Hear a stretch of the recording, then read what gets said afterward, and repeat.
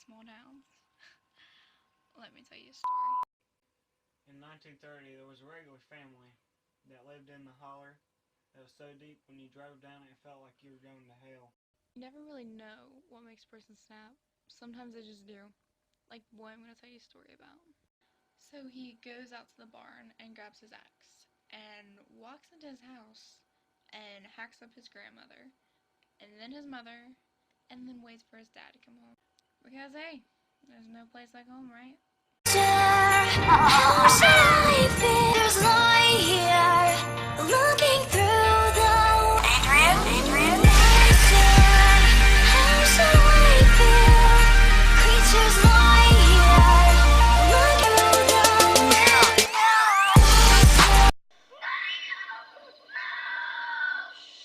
You're done. All he wants is to kill you in front of an audience, while everybody is watching in the party applauding it.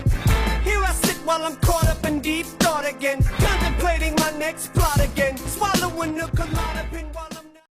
This is supposed to be science.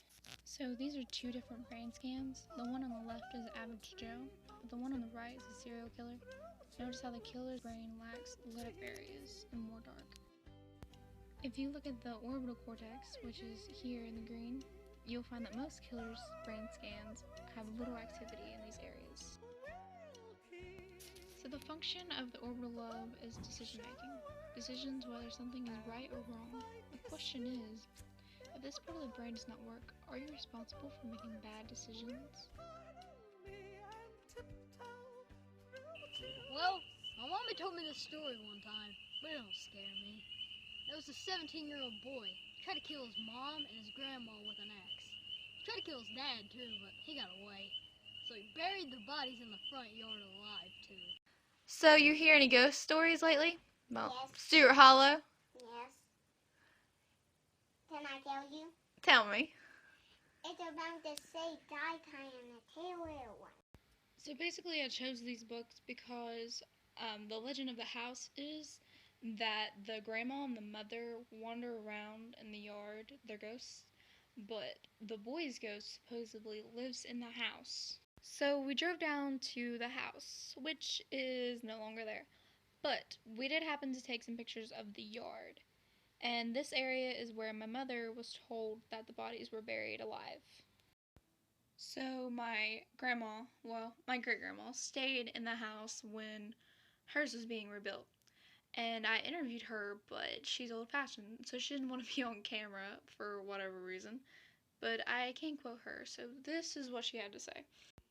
I didn't want to stay in the house, but your grandpa put us there. I could feel it. I didn't want to stay there, but our house wasn't done. The third night, we were sleeping, and something upstairs was moving real loud. Your papa went up there. He said it was just a coon, but Lord, he came back and grabbed me off the bed.